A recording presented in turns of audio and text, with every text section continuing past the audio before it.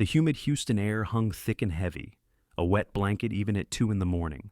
Detective Imani Carter felt it cling to her skin as she stepped out of her unmarked sedan. The end of her shift had been a ghost, a promise of a cool shower and a few hours of dreamless sleep. But that promise had evaporated with a single call. Now she was on Bluebonnet Lane, a street that, by day, probably looked like the picture-perfect heart of suburban America. By night, under the strobing red and blue lights of patrol cars, it looked like a wound. Her last case had been a messy domestic dispute that ended in tears and restraining orders, not blood. It had left her drained, tired of the endless petty cruelties people inflicted on one another. This felt different. The silence on Bluebonnet Lane was heavier, more profound. It was the silence of a final, irreversible act. A young, fresh-faced patrolman with a buzz cut and an air of unearned authority met her at the yellow tape. His name tag read Davis. He gave her a once-over, his eyes lingering for a fraction of a second too long on her face, her cornrows, her weary but unyielding expression. "Ma'am," he said, his voice a little too loud, a little too confident. "Looks like you got a messy one. Botched robbery, most likely. This neighborhood's been going downhill lately." Imani felt the familiar, weary tightening in her gut. It was a sensation she'd learned to compartmentalize over 15 years with HPD. It was the feeling of being underestimated, of being addressed as a civilian, a woman, a ma'am, before a detective. "It's Detective Carter," she said, her voice low and even, cutting through the humid air. She didn't raise it. She never had to. She flashed her badge, holding his gaze until he looked away, a faint flush creeping up his neck. "And let's let the evidence tell us what it is before we start writing the report, shall we, Officer Davis?" She stepped under the tape, leaving him to chew on his embarrassment. The house, a modest but well-kept single-story brick home, had its front door wide open, a gaping mouth in the face of the quiet street. On the porch, a woman in her late 40s was wrapped in a faded floral robe, her body trembling despite the oppressive warmth. This was Karen, the neighbor, the 911 caller. The scene inside was a study in calculated chaos. In the living room, couch cushions were thrown on the floor. A cheap vase was shattered, and drawers from a side table were pulled out, their contents, old magazines, coasters, a tangle of charging cords, spilled onto the rug. It looked like a frantic, violent search for valuables. But Imani's eyes, trained to see not just the scene, but the story behind it, immediately caught the inconsistencies. A small, elegant-looking jewelry box sat on the mantelpiece, its lid closed, completely untouched. On a bookshelf, a new-looking laptop was sitting in plain sight. A burglar in a hurry would have grabbed that first. This wasn't a smash and grab. This was theater.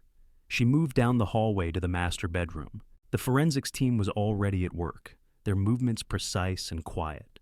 The victim, Brenda Miller, 38, lay on her bed. She had been shot twice in the chest. The bedsheets were soaked in a dark spreading stain, a stark, ugly contrast to the pale blue of the fabric. Her eyes were open, fixed on the ceiling, with a look of surprise that death had etched onto her features.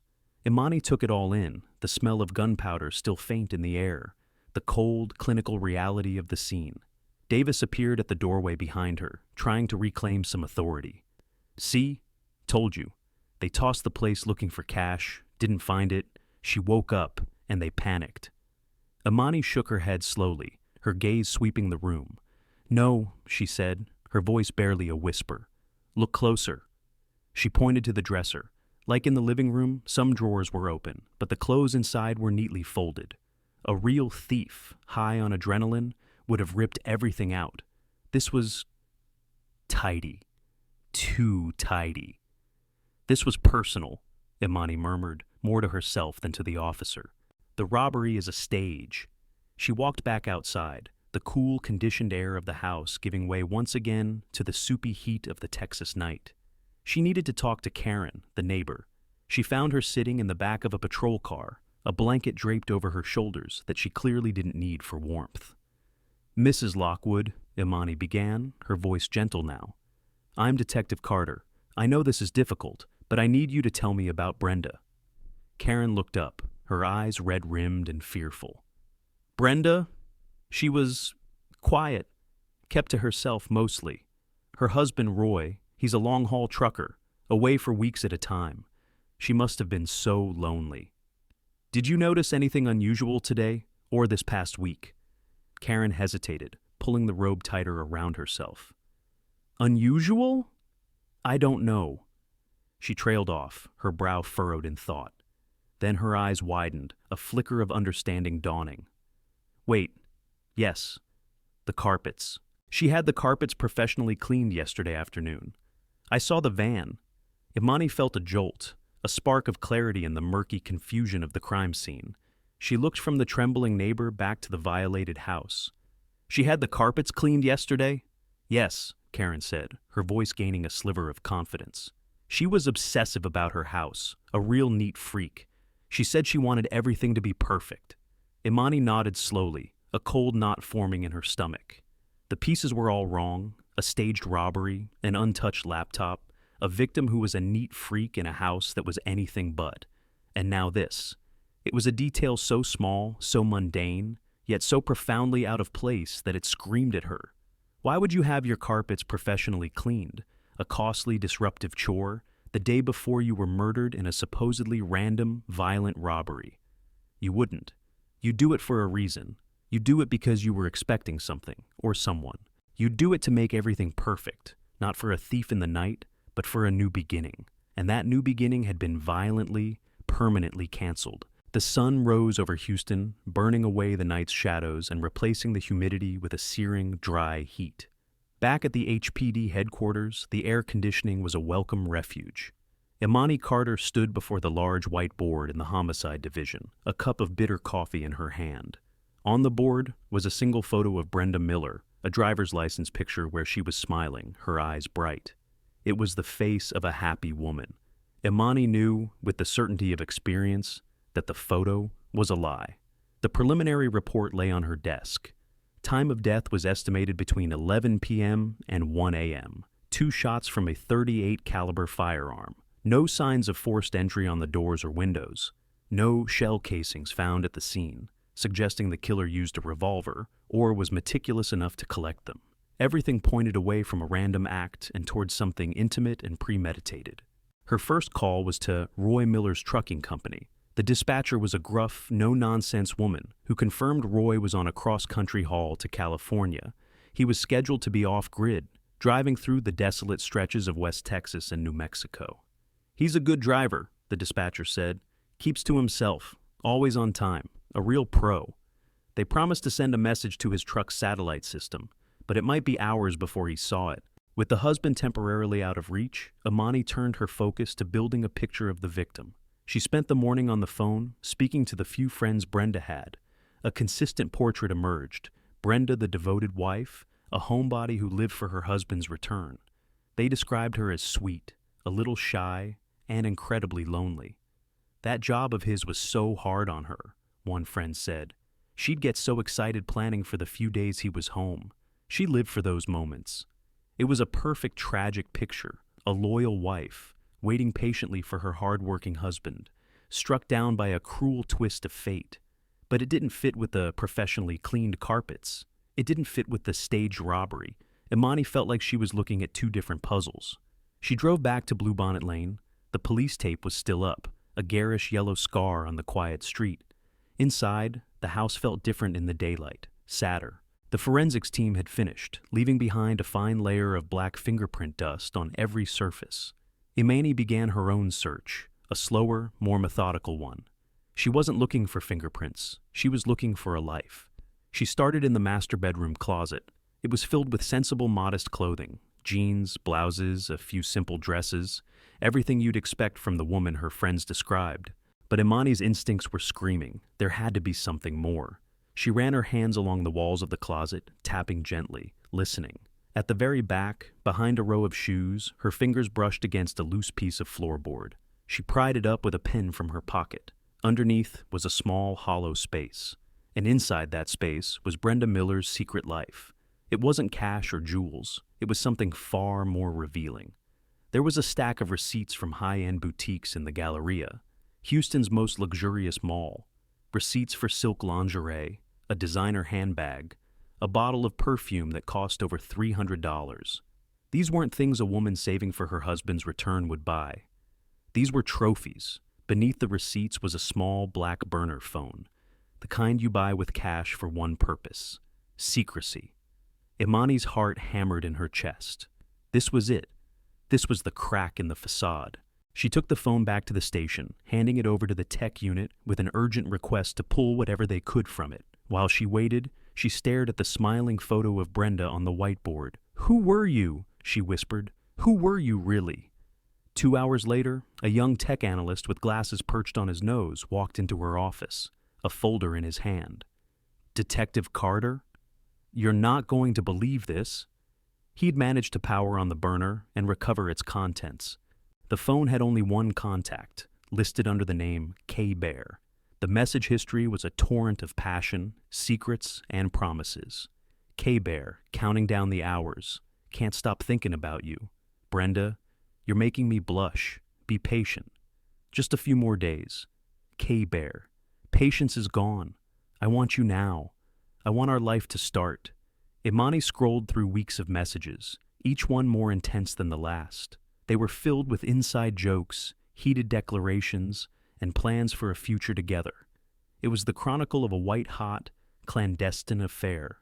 Then she saw the last message, sent from K-Bear's phone the afternoon before the murder. It made the air in her office feel suddenly cold. K-Bear. "I can't wait for Friday. When Roy is gone for good, we can finally begin. I have everything ready for us." Imani read it again. "When Roy is gone for good." It wasn't about him being on the road. It was a statement of permanence. This wasn't just an affair. It was a coup. They were planning to replace Roy. And then, the final chilling detail. Brenda's murder hadn't happened on a Friday. It happened on a Tuesday night. Something had gone horribly, violently wrong with their plan. The question was no longer just who killed Brenda Miller, but who was K-Bear? And what did he mean when he said he had everything ready? The name K-Bear echoed in Imani's mind. It sounded juvenile, like a pet name a teenager would come up with. Her thoughts immediately turned to the family. An affair was one thing. An affair with someone close to the family was a stick of dynamite. She pulled up the initial report and scanned the list of relatives provided by Roy's dispatcher. Roy had one sibling, a sister named Sarah Johnson, who lived just a few miles from Bluebonnet Lane, and Sarah had a son, a 17-year-old son. His name was Kevin. Imani felt a grim certainty settle over her. K-Bear. It was a long shot, but in her line of work, long shots paid the bills. She drove to Sarah Johnson's house, a neat 2-story home in a newer, more cookie-cutter subdivision. Sarah, a woman with the same tired eyes as her brother Roy, answered the door. She was distraught, her face puffy from crying. She led Imani into a living room dominated by a large television and a collection of sports trophies on the mantelpiece. "I just can't believe it," Sarah wept, sinking into an armchair. "Brenda was so good, so kind. Who would do this?" "We're working to find that out, Ms. Johnson," Imani said gently.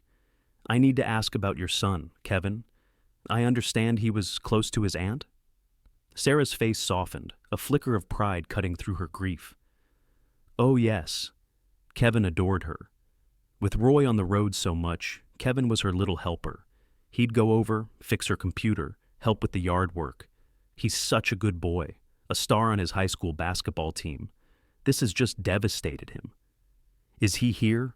I'd like to speak with him." Kevin Johnson emerged from a hallway a moment later.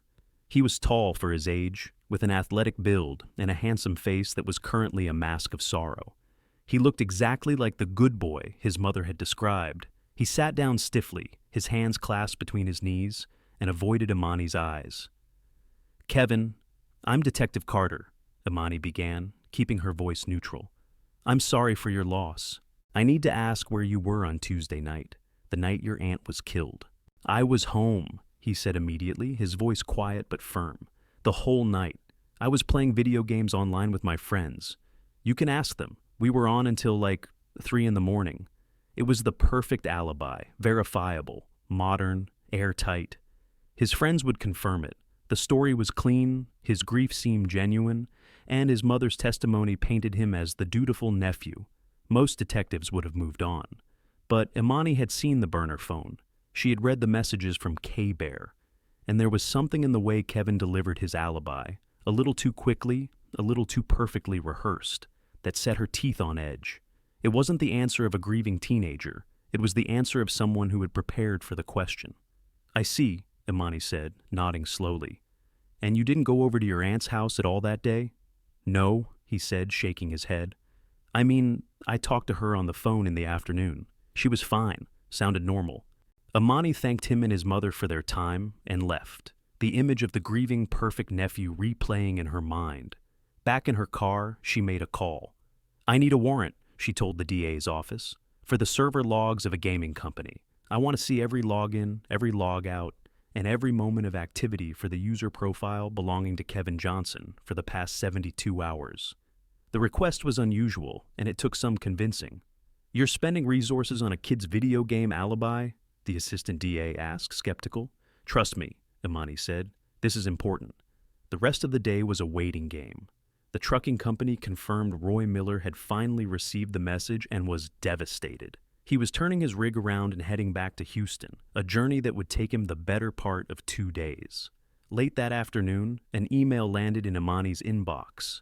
It was a spreadsheet from the gaming company's legal department. Imani's hands felt cold as she opened the file. Her eyes scanned the columns of data, usernames, IP addresses, timestamps down to the second. She found Kevin's user profile, KBaller23. She traced his activity for Tuesday night. The log showed he logged in at 7:45 p.m., just as he'd claimed.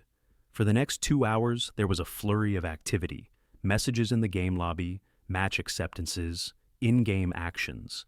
He was playing with 3 other users, their profiles listed beside his friends, his alibi. But then, at exactly 9:32 p.m., the activity stopped. The log showed a clean exit. User KBaller23 has logged out. Imani scrolled down the timeline, her heart pounding a slow, heavy rhythm. Hour after hour, the line for his user profile was blank. 10 p.m., 11 p.m., midnight, 1 a.m. The entire estimated window of Brenda's murder.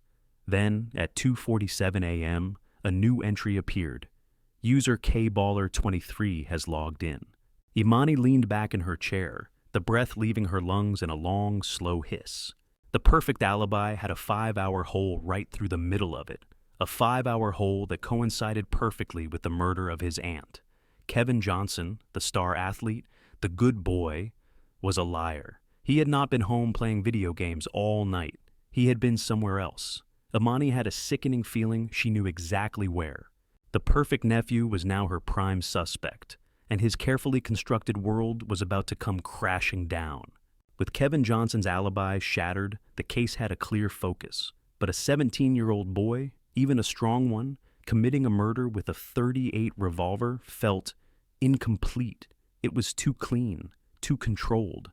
Imani's gut told her there was another player in this tragedy, a piece of the puzzle still hidden in the shadows. That piece was Roy Miller, the grieving husband, currently hurtling back toward Houston in his 18-wheeler. While she waited for Roy, Imani decided to dig deeper into his movements. She called the dispatcher at the trucking company again. "I need the full GPS data from Roy Miller's rig for the last 48 hours, Imani said, her tone leaving no room for argument. Not the summary, the raw data. Every ping, every stop, every deviation. "That's company property, detective," the dispatcher grumbled. "It's now evidence in a homicide investigation," Imani countered. "Send it." An hour later, another spreadsheet landed in her inbox, this one mapping the journey of a Peterbilt truck across the vast, empty expanse of West Texas. Imani traced its path, a steady green line moving west along Interstate 10. The truck's speed was consistent, its movements predictable. Roy was making good time, just as a professional driver would. Then she saw it. At 8:14 p.m. On the night of the murder, the green line abruptly veered off the interstate. It turned onto a state highway, then onto a smaller, unmarked county road. The truck traveled for another 5 miles into a desolate, scrub brush-covered area before the pings changed. The speed dropped to 0. The truck had stopped. Imani stared at the screen, a knot of unease tightening in her stomach. A long-haul trucker stopping in the middle of nowhere, miles from any designated rest stop or truck stop. It was highly unusual, but what came next was even more alarming. At 8:22 p.m., the GPS signal from Roy Miller's truck vanished. For the next 2 hours and 51 minutes, the truck was a ghost. There was no data, no pings, no location. It was as if the multi-ton vehicle had been erased from the face of the earth. Then, at 11:13 p.m., the signal reappeared. The truck was back on the county road, about 3 miles from where it had disappeared. A few minutes later, it merged back onto Interstate 10 and resumed its journey westward as if nothing had happened. Imani felt a chill crawl up her spine. The dead zone, as she mentally labeled it, was a black hole in the middle of Roy's timeline. It was a deliberate act. A driver can't accidentally turn off a commercial GPS unit. It's hardwired into the truck's system. It requires knowledge and intent. Roy had wanted to be invisible for nearly 3 hours. She pulled up a satellite map of the area, zooming in on the truck's last known coordinates before it went dark. It was nothing. Just miles of flat, dusty terrain dotted with mesquite trees and the occasional rusted-out oil pump. It was the kind of place where you could do something, or hide something, and be reasonably sure no one would ever find it. The kind of place you would go if you had a secret. Her mind raced, connecting the dots. The timeline was damning. Roy goes off-grid in West Texas. During that same window, hundreds of miles away in Houston, his wife is having a secret rendezvous with her teenage lover. And sometime in the hours that followed, she is murdered. Coincidence? Imani didn't believe in coincidences that convenient. But how? How could Roy be in 2 places at once? He was physically in West Texas. He couldn't have driven to Houston and back in that time frame. It was a physical impossibility. So, what had he done during those 3 hours of digital darkness? Was he meeting someone, disposing of something, or was he doing something else entirely, something that could allow him to reach out and touch someone hundreds of miles away? The phone on her desk rang, startling her. It was the tech analyst again. "Detective Carter," he said, his voice buzzing with excitement. "We've been digging into the house on Bluebonnet Lane. We did a full sweep for any electronic devices, Wi-Fi signals, anything out of the ordinary. And," Imani pressed, leaning forward in her chair, "and we found something. There was a faint encrypted Wi-Fi signal originating from inside the living room. It wasn't coming from the main router. It was a separate hidden network." Imani's grip on the phone tightened. "What kind of device?" "We're not sure yet. We'd have to tear the wall apart to find it. But it's small, low power, and designed for one thing: remote surveillance. It's a spy cam, detective, a high-end one. Someone was watching the inside of that house." Imani hung up the phone, her mind reeling. A secret camera, a ghost on the highway, a husband who went off-grid for 3 hours. The pieces were no longer just ill-fitting. They were forming a picture so dark and complex it made her blood run cold. Roy Miller wasn't just a grieving husband. He was a man with secrets of his own. He might have been hundreds of miles away, but Imani now suspected he had eyes inside that house. He didn't need to be there to know what was happening. He just needed to watch. And the most terrifying question of all began to form in her mind. What did Roy Miller see on the night his wife was murdered? And what did he do in that desolate stretch of Texas desert after he saw it? The discovery of a hidden Wi-Fi network transformed the investigation. It shifted the focus from a simple crime of passion to a complex web of surveillance and premeditation. Imani's team, armed with a new warrant, descended on 1256 Bluebonnet Lane with a singular purpose: to find the Watcher's eye. They didn't have to tear down the walls. After 2 hours of painstaking work with sophisticated signal detectors, a young forensics tech let out a triumphant shout from the living room. "Got it!" Imani rushed in. He was pointing to a decorative clock on the mantelpiece, an old-fashioned thing with a dark wood case and a swinging pendulum. It was the last place anyone would think to look. The tech carefully pried open the back panel.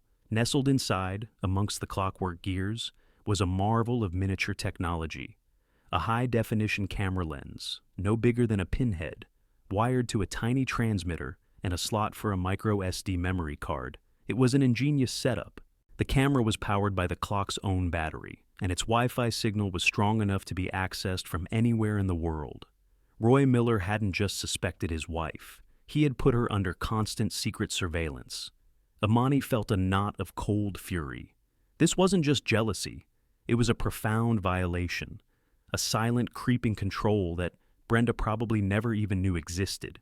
She had been living in a fishbowl, her most intimate moments potentially on display for the husband she was betraying.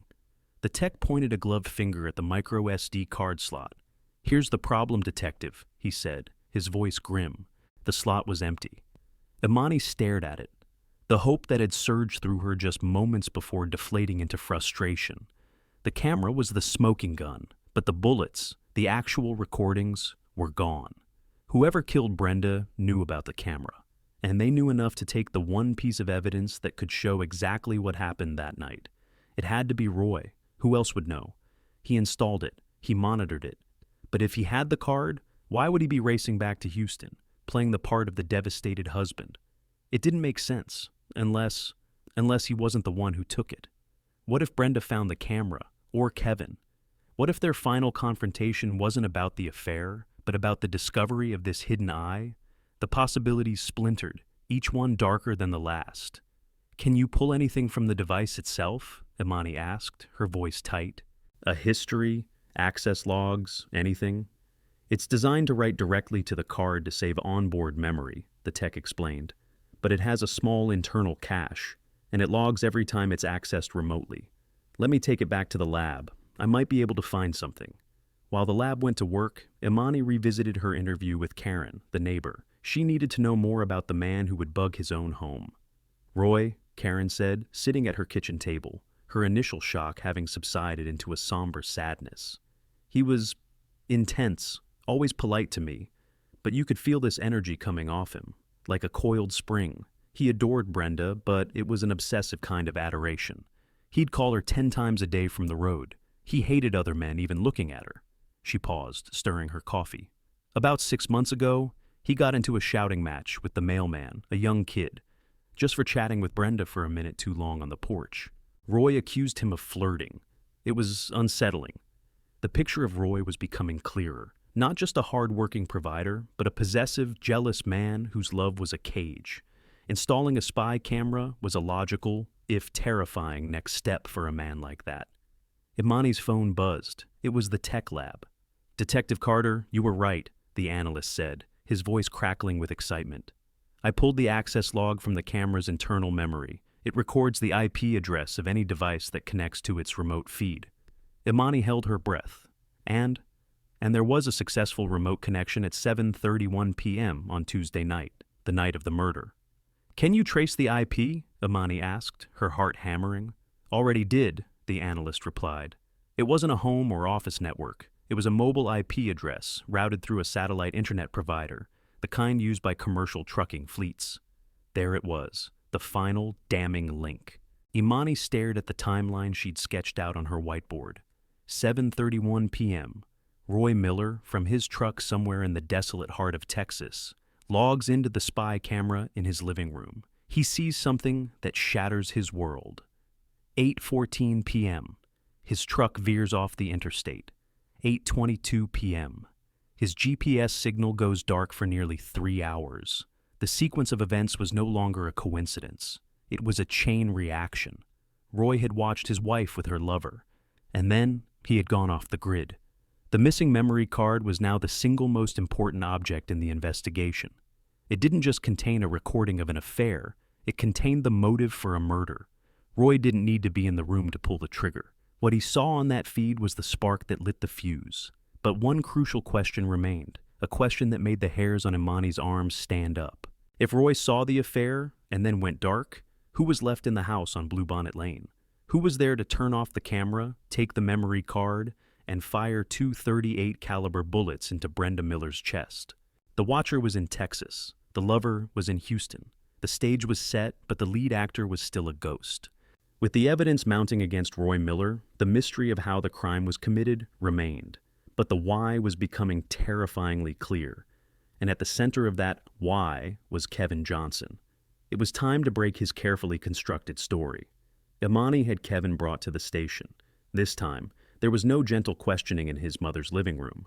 This was the cold, sterile environment of an interrogation room. The air was thick with the unspoken gravity of the situation. Kevin sat opposite her, trying to maintain his composure, but a nervous tremor in his hands betrayed his fear. Imani didn't say a word at first. She simply slid a file across the metal table. Inside were 2 documents. The first was the printout from the gaming company, with the 5-hour gap in his activity highlighted in yellow. The second was a transcript of the text messages from Brenda's burner phone, the name K-Bear circled in red. Kevin stared at the papers, his face losing all its color. The confident facade of the good boy crumbled, replaced by the raw panic of a cornered teenager. K-Bear, I presume? Imani asked, her voice quiet but unyielding. Kevin's shoulders slumped in defeat. He buried his face in his hands, and a choked sob escaped him. The dam had broken. You lied to us, Kevin, Imani said, her voice softening slightly. You lied about your alibi. You lied about your relationship with your aunt. We know you were there that night. Now is the time to tell us the truth, the whole truth. For the next hour, the story poured out of him in a torrent of tears and shame. It began 6 months ago. He was helping his Aunt Brenda with her laptop, and she started talking to him. Not like an aunt talking to a nephew, but like a friend, a confidant. She told him how lonely she was, how her husband Roy was always gone, how he was cold and controlling and never appreciated her. She was so sad, Kevin whispered, his voice hoarse. She made me feel important, like I was the only one who understood her. The conversations became more frequent, more intimate. They started spending more time together. A shared glance turned into a touch into a kiss. He was a 17-year-old boy, and this beautiful, sad, older woman was lavishing him with attention, making him feel like a man. He was utterly captivated. I know it was wrong, he choked out. She was my aunt, my uncle's wife, but I think I loved her, and she said she loved me. They made plans. Brenda was saving money. They were going to wait until Kevin turned 18 and graduated, and then they would leave Houston and start a new life together somewhere else. The night of the murder was supposed to be a celebration of that plan. I went over around 7, he said, his eyes distant, reliving the night. We had dinner. We were together. I left around 10:30. I swear, detective. She was alive when I left. She was happy. She kissed me goodbye at the door. If you left her alive, why lie? Why not tell us the truth from the beginning? Imani pressed. I was scared, he cried, his voice cracking. I knew how it would look. They'd find out about us, and everyone would think I killed her. I just panicked. His story was emotional, compelling, and, to Imani's experienced ears, mostly true. But there was still a piece missing. She sensed he was holding something back, a final, crucial detail. What did she tell you about your uncle, Kevin? Imani asked, watching his face carefully. What did she say about Roy? Kevin flinched, a new wave of pain washing over his face. He hesitated, looking down at his hands. She said he was mean to her. Mean how? She said he hit her, Kevin mumbled, the words barely audible. She showed me bruises on her arms. She said he had a terrible temper, that she was afraid of him. She made me promise I'd never tell anyone. She said I was her only hope, her knight in shining armor. He let out a bitter, self-deprecating laugh. That's what she called me. Imani felt the air leave her lungs. This was the missing piece. This was the engine of the entire tragedy. Brenda hadn't just seduced her nephew, she had manipulated him with a monstrous lie.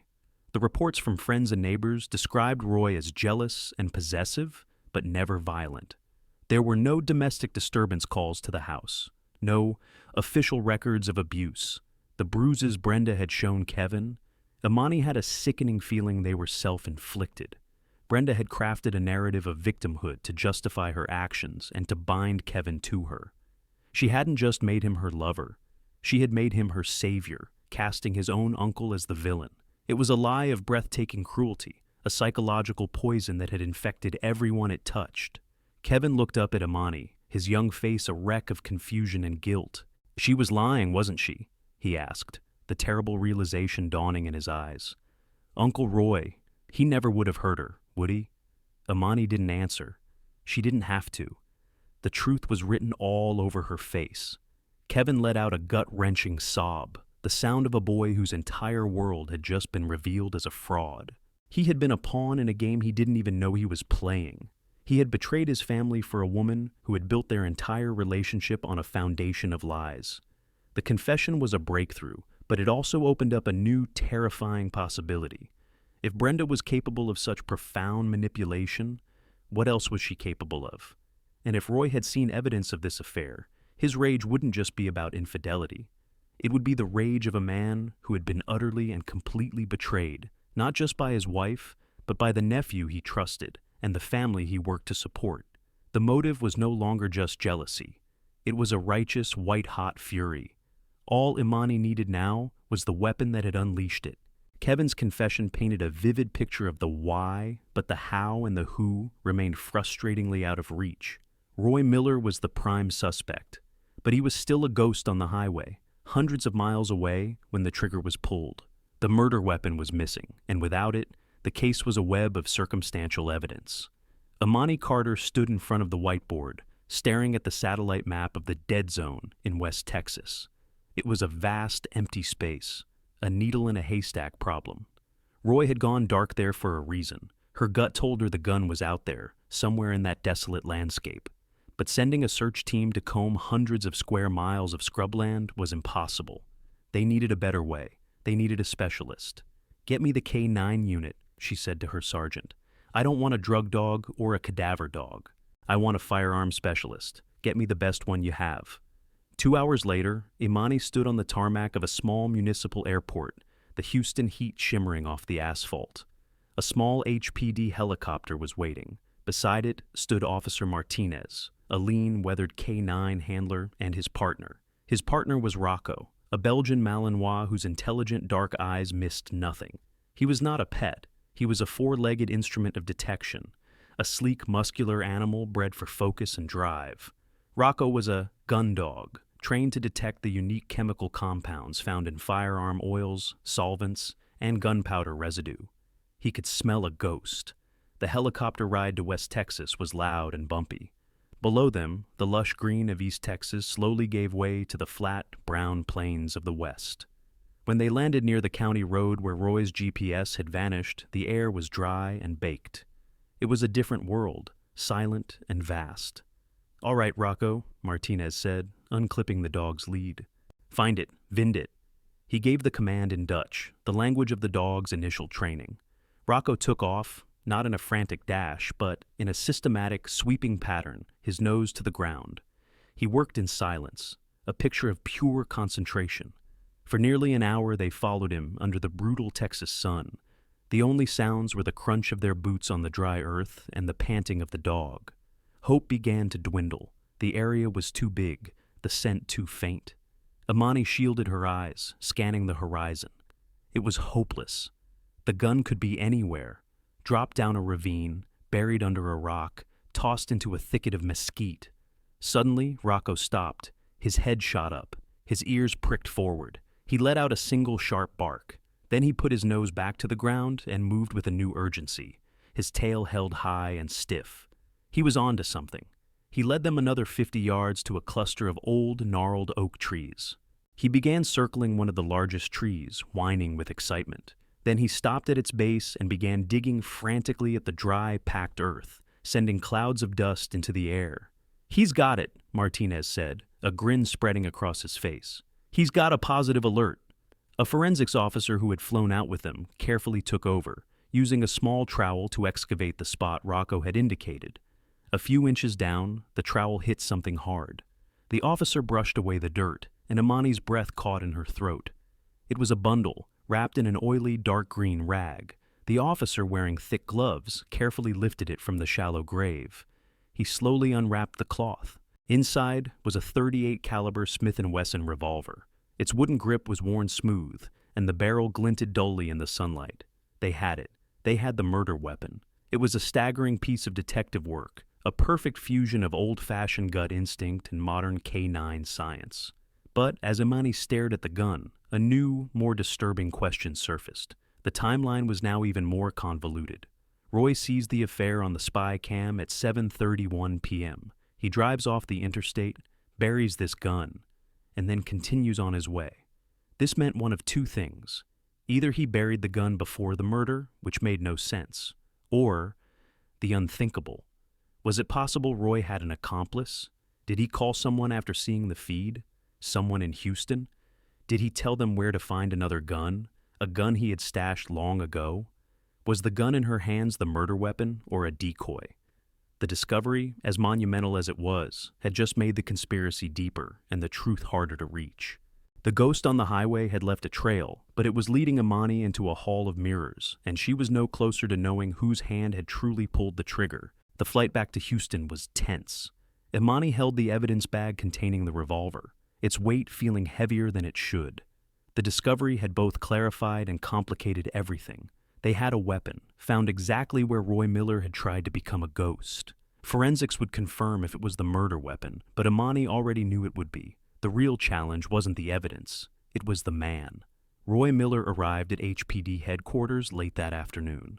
He had driven for nearly 2 straight days, and it showed. His face was a mask of exhaustion, his eyes red-rimmed and hollow.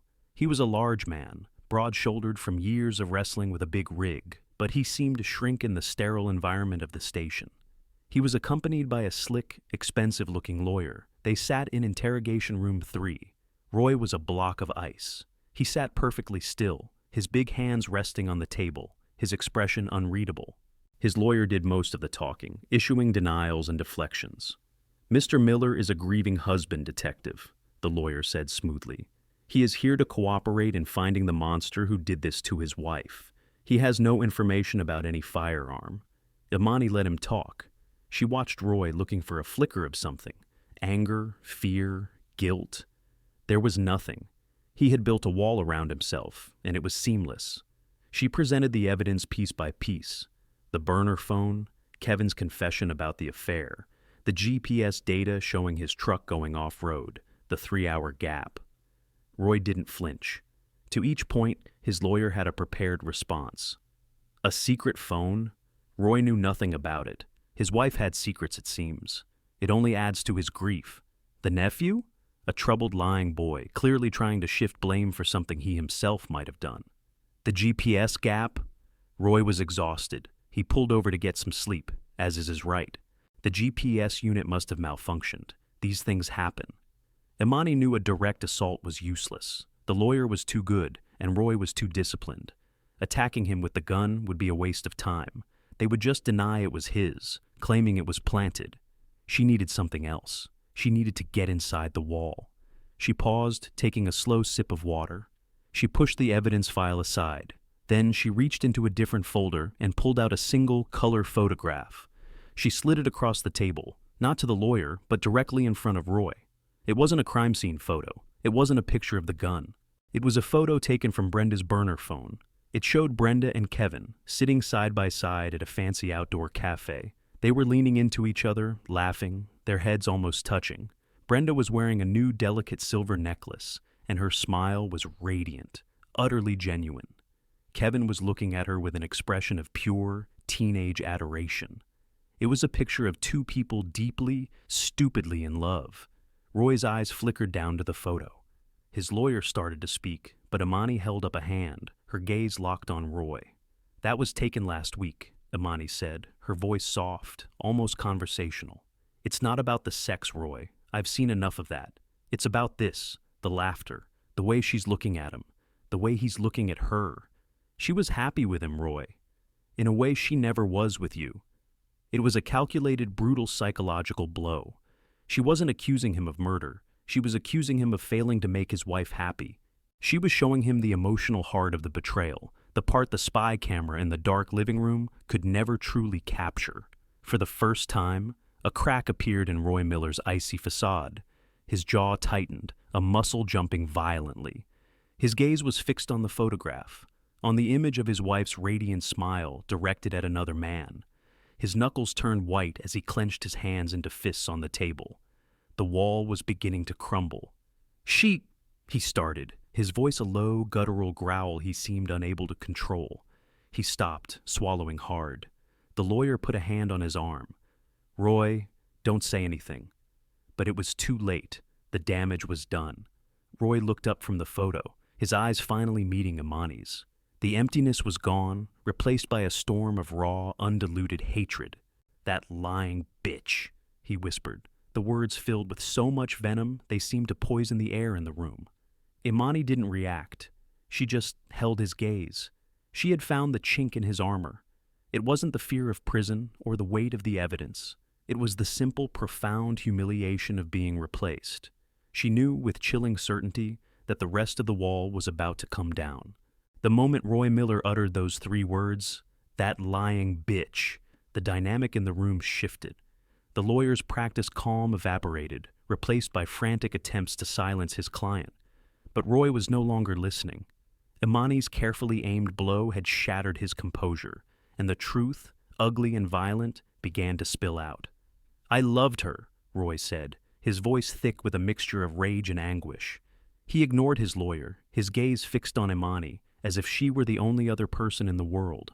"I worked my fingers to the bone for her, 15 years on the road, sleeping in truck stops, eating garbage, just so she could have that house. A nice life, and she repays me. With him. A boy, my own sister's kid." His confession wasn't a flow, it was a series of eruptions, fragments of memory forced to the surface. He told her about the camera. He'd installed it months ago, suspicious about small amounts of cash going missing from a stash he kept. He'd never seen her take any money, but he'd started noticing other things, her distance, the secrets in her eyes when he came home. "That night," he said, his voice dropping to a raw whisper, "I was somewhere outside of El Paso. I had this feeling, a bad one. I pulled up the camera feed on my phone."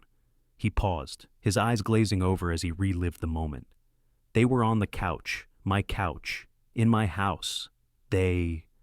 He couldn't say the words, but he didn't have to. His face contorted in a mask of pain and disgust. It was the way she touched him, the way she looked at him. I watched for 10 minutes and it was like a knife twisting in my gut for 10 years. The rest of the chain reaction fell into place, just as Imani had suspected. He'd turned the truck around in a blind rage, disabling the GPS. The drive back to Houston was a blur of fury. He hadn't had a plan. He just knew he had to confront her. "I got home around 1 a.m, he continued, his voice trembling. "I used my key for the back door. The house was quiet. I went to the bedroom, and she was asleep, lying there, looking so peaceful, like an angel." His voice broke. "And all I could see was her with him. He woke her up. He didn't shout, not at first. He just asked her, 'Why?' And then came the final, fatal twist. The detail that pushed a broken man over the edge. According to Roy, Brenda wasn't scared. She wasn't remorseful. She sat up in bed and looked at him, not with fear, but with a look of cold, dismissive annoyance. 'So, you know,' she'd said, her voice calm. 'Good, it saves me the trouble of telling you.' Roy stared at Imani, his eyes pleading for her to understand. 'She told me she was leaving me. For him. She said they were in love, that they were going to start a new life with the money she'd been saving.' He spat the word out. 'My money.' He begged her to reconsider, reminding her of their 15 years together, of everything he'd done for her. And that's when she delivered the final, cruelest blow. 'She laughed at me, detective,' Roy choked out, tears finally streaming down his face. 'She looked me right in the eye and she said, 15 years of what, Roy? You're a paycheck, a ghost who's never here. You're old. You're boring.' He paused, taking a shuddering breath, the memory so vivid it was like it was happening all over again. Then she said it, the thing that broke me. She said, 'Kevin makes me feel alive.' And she smiled. In that moment, Roy said, something inside him snapped. He didn't remember going to his truck to get the gun he kept under the seat for protection. He didn't remember walking back into the bedroom. He just remembered the weight of it in his hand and the sight of her smiling, triumphant face. 'I shot her,' he said, the words flat, devoid of all emotion. I saw red, and then I heard the bangs. She didn't even scream. She just looked surprised. The aftermath was a panicked haze. He realized what he'd done. He tried to stage the robbery, pulling out drawers, scattering things. He took the cash from her purse and, crucially, he saw the clock on the mantelpiece. He remembered the camera. He took the memory card, knowing it held the recording of his wife's affair. He drove back out into the night, his mind a whirlwind of horror and adrenaline. He drove for hours, heading back west. He remembered the gun in his passenger seat. He pulled off the highway at the spot he'd scouted on his way in, the desolate stretch of road, and buried it, wrapping it in the rag he used to check his oil. Then he got back on the road, turned his GPS back on, and drove. He tried to resume his life as if he were still Roy Miller, long-haul trucker, and not Roy Miller, widower and killer. The confession hung in the air, thick and suffocating. The lawyer sat silently, his head in his hands. The case was over. But as Imani looked at the weeping, broken man across the table, she felt no triumph. There were no winners in this room, just wreckage. The wheels of justice, once set in motion, turned with an unforgiving grind. Roy Miller's confession sealed his fate.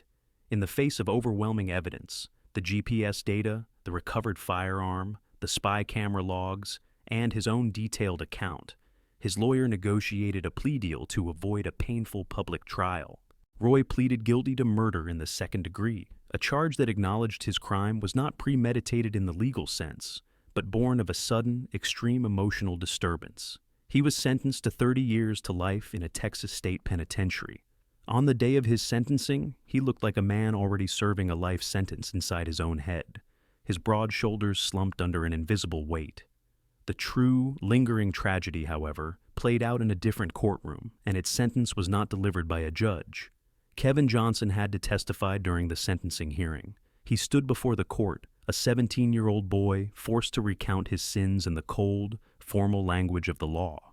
He spoke of the affair, of the plans he'd made with Brenda, and, most painfully, of the lies she had told him about his uncle.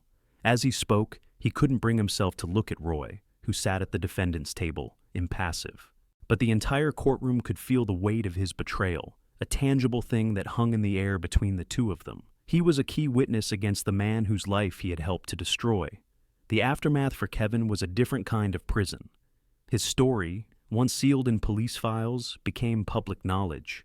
In his small suburban community, he was no longer K-Baller 23, the high school basketball star. He was the boy who slept with his aunt, the boy whose actions led to her murder. He was a pariah. The whispers followed him down the school hallways. Friends' parents forbade them from speaking to him.